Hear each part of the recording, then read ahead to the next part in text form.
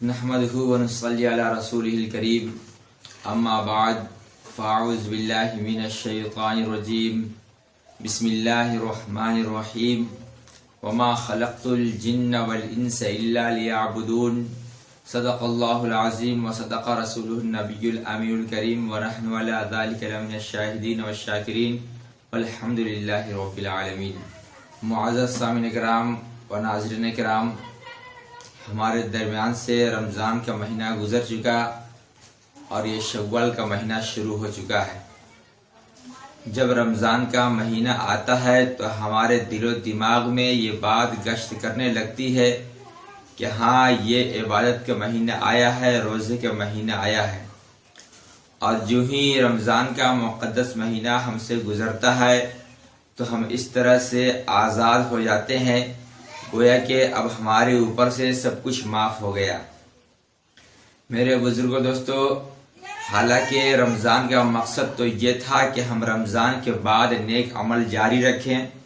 روزہ اس لیے فرض کیا گیا تھا تاکہ اس کے ذریعے اس کے بعد بھی ہم اپنے آپ کو نیکیوں کی طرف مائل رکھیں۔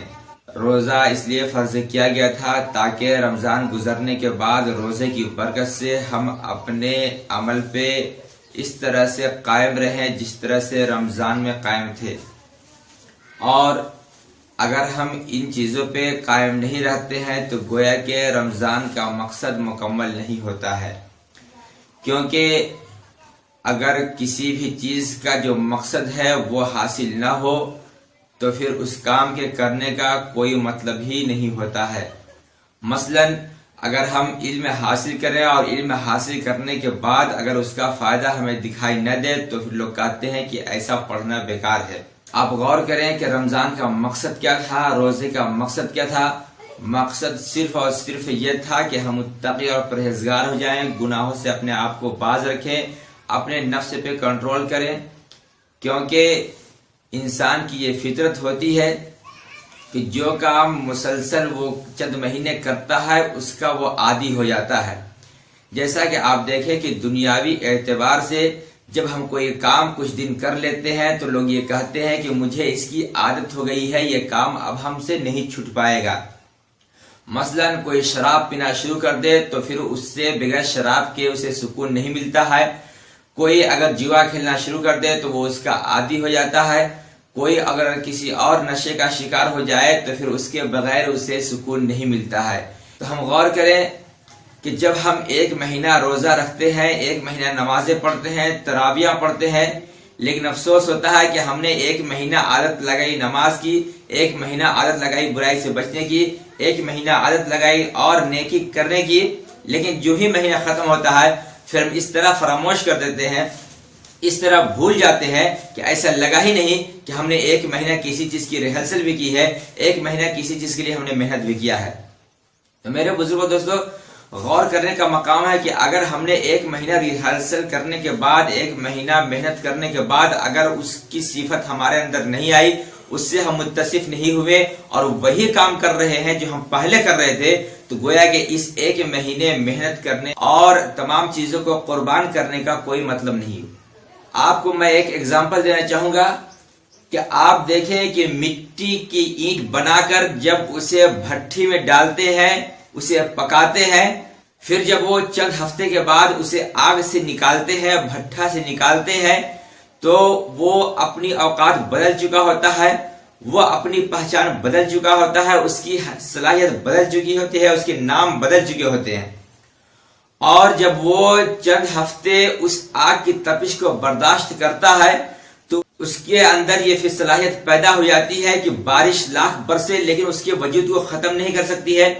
اسے لوگ پٹکیں، اسے کوئی بکھیر نہیں سکتا ہے، اسے توڑنے کی کوشش کریں لیکن اسے توڑ نہیں پاتے ہیں، کیونکہ اس نے اپنے وجود کو آگ کی بھٹی میں تپایا ہے، اپنے آپ کو مشکلوں کا سامنا کر کے اتنا مضبوط کر لیا ہے کہ نہ اسے بارش کا خوف ہے، نہ اسے لوگوں کا ڈر۔ لیکن ہم بھی اپنے آپ کو رمضان میں ایک مہینہ بھوک اور پیاس کی تپش کو برداشت کر کے بھوک اور پیاس کی بھٹی میں اپنے آپ کو جھونکتے ہیں، لیکن ایک مہینے کے بعد اگر شیطان حاوی ہو جاتا ہے تو گویا کہ بھوک اور پیاس کی تپش کا کوئی فائدہ نہیں۔ بھوک اور پیاس کی شدت کو برداشت کرنے کا کوئی فائدہ نہیں، کیونکہ جب ایک مٹی اپنے آپ کو جس طرح سے وہ بدلا تھا بھٹا میں جا کر آگ کی بھٹی میں اپنے آپ کو آگ کے حوالے کر کے، تو ہمیں بھی یہ چاہیے تھا کہ جب ہم بھی ایک مہینہ مسلسل اپنے نفس کو کنٹرول کیا، اپنے آپ کو گناہوں سے باز رکھا، تو ہمیں بھی یہ چاہیے تھا کہ رمضان کے بعد چاہے وہ ہمارا نفس ہو، چاہے شیطان ہو، چاہے معاشرے کے اور بھی دوسرے گناہ کے ذرائع ہوں، ہمیں اس سے اپنے آپ کو کنٹرول کرنا چاہیے تھا۔ میرے بزرگوں دوستوں غور کریں کہ جب مٹی کی بنی ہوئی اینٹ کو چند ہفتے آگ کے قریب رکھا جائے تو وہ اس کا وجود بدل جاتا ہے، اس کی پہچان بدل جاتی ہے، اور پھر اس سے کوئی چیز نقصان نہیں پہنچاتی ہے، چاہے وہ بارش ہو، چاہے دھوپ ہو، چاہے کسی اور چیز کی کوئی سختی ہو۔ لیکن ہم ہیں کہ ہم ایک مہینہ مسلسل بھوک اور پیاس کی بھٹی میں اپنے آپ کو جلاتے ہیں، لیکن جو ہی رمضان ختم ہوتا ہے ہمارے اوپر سے اس کا اثر بھی ختم ہوتا ہے، ہمارے قدم گناہوں سے نہیں بچتے ہیں، ہمارے نفس کنٹرول نہیں ہوتے ہیں، ہمارا نظریہ نہیں بدلتا ہے۔ تو سوچیں کہ ایک مہینہ مسلسل محنت کرنے کا فائدہ کیا۔ اس کے علاوہ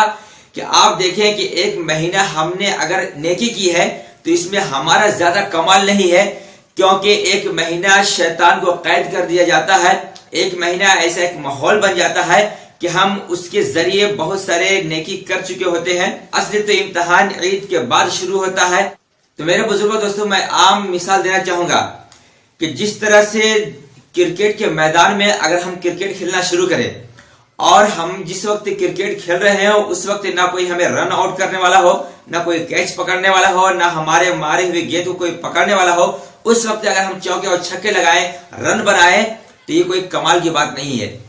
لیکن اگر یہی کرتے کرتے ہم نے اپنے آپ کو اتنا ریہرسل کر لیا، اپنے آپ کو اتنا سیکھ لیا کہ چاہے فیلڈر ہو، چاہے آؤٹ کرنے والا ہو، چاہے کوئی روکنے والا ہو، چاہے اسٹمپ کرنے والا ہو، اس کے باوجود بھی اگر آپ رن بنا لیتے ہیں تب آپ اس میں کامیاب ہیں، تب آپ کو ایک کرکٹر مانا جائے گا۔ لیکن اگر جب فیلڈر نہ ہو، اگر کوئی آؤٹ کرنے والا نہ ہو، اس وقت آپ بہت رن بنا رہے ہو، لیکن جب کوئی فیلڈر آ جائے، جب کوئی کیچ پکڑنے والا جائے، جب کوئی آپ کو رن بنانے سے روکنے والا جائے، پھر آپ رن نہ بنا پائیں تو آپ کا کوئی کمال نہیں ہے۔ یہی حال ہوتا ہے کہ جب رمضان کے مہینے میں ہم عبادت کرتے ہیں ہمیں کوئی بہکانے والا نہیں ہوتا ہے، کیونکہ شیطان قید ہوتا ہے۔ بہت سارے معاشرے میں ایسا ماحول بن چکا ہوتا ہے کہ ایٹومیٹک لوگ مسجد کی طرف جانے لگتے ہیں، ایٹومیٹک لوگ قرآن کی تلاوت کرنے لگتے ہیں۔ لیکن اگر رمضان کے بعد جب شیطان آزاد ہو جائے، رمضان کے بعد جب معاشرے میں بے حیائی بڑھ جائے، رمضان کے بعد اگر گناہ کے اڈے کھل جائیں، اس کے بعد اگر آپ نے اپنے آپ کو کنٹرول کیا، اس کے بعد آپ اپنے آپ کو گناہ سے باز رکھا، اس کے بعد اگر آپ نے نیکیوں کے چوکے لگائے، نیکیوں کے چھکے لگائے، اپنے اعمال کو جاری اور ساری رکھا کہ آپ کو نہ کوئی شیطان نماز سے روک رہا ہے، نہ کوئی اور آپ کو نیکی سے روک پا رہا ہے، نہ آپ کو نماز سے کوئی معاشرہ روک پا رہا ہو یا کوئی ضرورت روک پا رہی ہو، نہ کوئی اور چیز روک پا رہی ہو،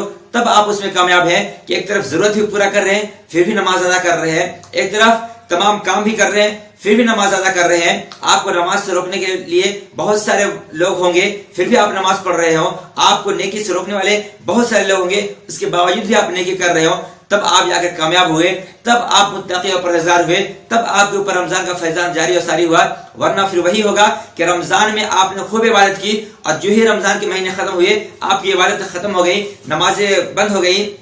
اور بھی جو آپ کی نیکیاں تھی وہ بھی بند ہو گئی، تلاوتیں بند ہو گئی، تو گویا کہ آپ اسی کھلاڑی کی طرح ہے کہ جب کوئی فیلڈر نہیں تھا تو آپ چوکے بھی لگا رہے تھے، چھکے بھی لگا رہے تھے، رن بھی بنا رہے تھے، لیکن جو ہی فیلڈر آتے ہیں تو آپ رن نہیں بنا پاتے ہیں۔ اسی طرح جو ہی شیطان آزاد ہوا، جو ہی آپ کی ضرورت بڑھ گئی، جو ہی معاشرے میں بے حیائی بڑھ رہی ہے تو آپ نیکی نہیں کر پا رہے ہیں، تو گویا کہ آپ اسی طرح ہے کہ آپ کھلاڑی نہیں بلکہ اناڑی ہے۔ تو میرے بزرگوں دوستو، ہم ان تمام باتوں پہ سنجیدگی سے غور کریں کہ رمضان جیسا مقدس مہینہ ہمارے درمیان سے گزر چکا، اس کی برکت کیا جاری ہوئی، ہم کتنا اس میں کامیاب ہوئے، کیونکہ اصلی امتحان تو اب شروع ہو رہا ہے۔ رمضان کے روزے اسی لیے فرض کیے گئے تھے کہ ہم متقی اور پرہیزگار ہو جائیں، اور اس کی برکت سے اور دنوں میں ہم اپنے آپ کو گناہوں سے باز رکھیں، اپنے نفس کو کنٹرول کریں۔ میرے بزرگوں دوستو، میں بتا دوں کہ رمضان جیسا مقدس مہینہ صرف اور صرف اسی لیے عطا کیا گیا، روزے صرف اور صرف اسی لیے فرض کیے گئے تاکہ ہم اس کے ذریعے ہم اپنی زندگی کو سنوار سکیں اور رمضان کے بعد بھی ہم گناہوں سے بچ سکیں۔